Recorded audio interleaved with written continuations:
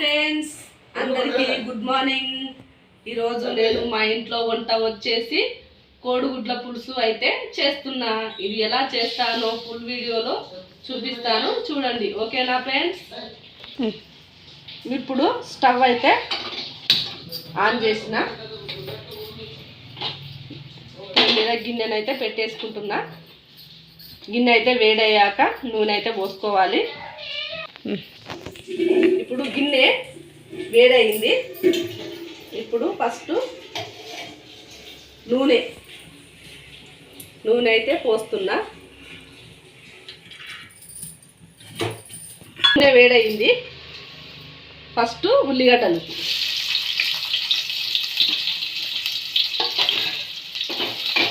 అయితే బాగా ఎర్రగా గోలాలి. ఇప్పుడు అల్లం వెల్లుల్లి పేస్ట్, ఇది కూడా ఎర్రగా గోలాలి. అవి అల్లం ఉల్లిగడ్డలు ఎర్రగానైతే గోలాలి. ఇప్పుడు కోడిగుడ్లకైతే ఇట్లా ఘాట్లు పెట్టుకోవాలి. అన్నిటికీ నేనైతే ముందుగా ఘాట్లు అయితే పెట్టుకొని రెడీ పెట్టిన. ఇప్పుడు ఈ నూనెలో వేసేద్దాను. ఈ నూనెలో ఈ కోడిగుడ్లు ఎర్రగా గోలాలి. ఇందులోనే చిటికెడు ఉప్పు అయితే వేసుకుందాను, ఎందుకంటే కోడిగుడ్లకు ఉప్పు పడుతుంది. తినేటప్పుడు చప్పగా లేకుండా కోడిగుడ్లు ఉప్పుగా మంచిగా ఉంటాయి తింటుంటే. ఇప్పుడు కోడిగుడ్లు అందులో వేసిన కదా, మూతనైతే పెట్టేసుకున్నాను. ఇప్పుడు ఇవి ఎర్రగా గోలినాయా లేదా చూద్దాని. ఇది ఇప్పుడు నూనెలనైతే చాలా బాగా ఎర్రగా అయినాయి కదా. ఇందులోనే మనము పసుపు అయితే వేసుకోవాలి. ఇలా పసుపు వేసుకొని ఇలా కలుపుకోవాలి. ఇది కూడా కొద్దిసేపు మగ్గనియాలి. మూతనైతే పెట్టేసుకున్నాను.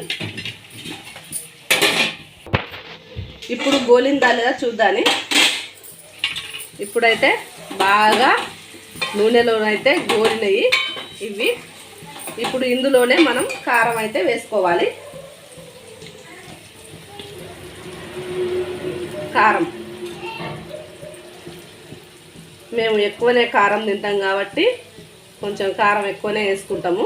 మీరు మాత్రం తగినంతనైతే వేసుకోవాలి. కారం వేసాము కదా, కారం, ఉప్పు,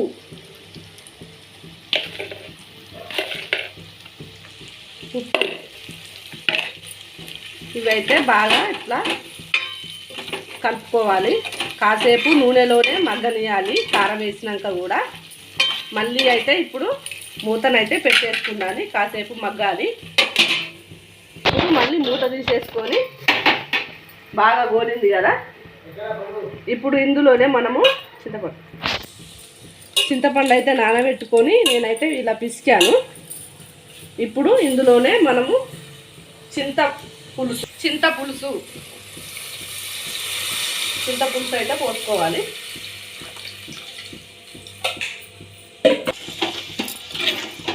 చింతపులుసు పోసాను. ఉప్పు, కారం, చింతపండు రసం,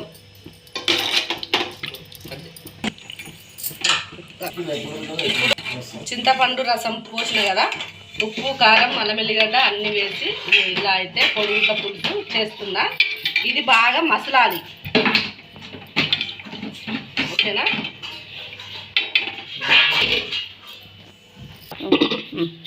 ఇప్పుడు పులుసు మసులుతుందా లేదా మూత తీస్తుందని. వావ్, మసులుతుంది కదా. ఇప్పుడు ఇందులోనే మనము మసిలేటప్పుడు ఇది జీలకర్ర మెంతుల పొడి, ముందుగానే పొడి పెట్టుకున్న జీలకర్ర మెంతుల పిండి అంటారు దీన్ని. ఇందులోనైతే వేసుకోవాలి. జీలకర్ర మెంతుల పిండి వేస్తే కోడిగుడ్ల పులుసు చాలా బాగుంటుంది. పచ్చి చేపల పులుసు వాసన లాగా వస్తుంది, బాగుంటుంది టేస్ట్. మీరు కూడా ఇట్లనే వేసి చూడండి. ఓకేనా? మళ్ళీ ఇంకా కొంచెం మసలాలి. ఇది మూత పెట్టేసుకుందాని.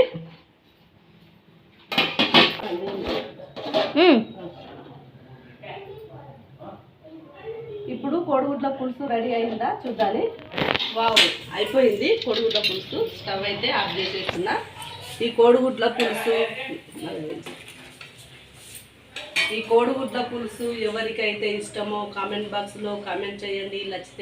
నచ్చితే లైక్ చేయండి, సబ్స్క్రైబ్ చేసుకోండి. కొత్త వాళ్ళు ఎవరైనా చూసే వాళ్ళు ఉంటే ఓకేనా ఫ్రెండ్స్, మరి బాయ్.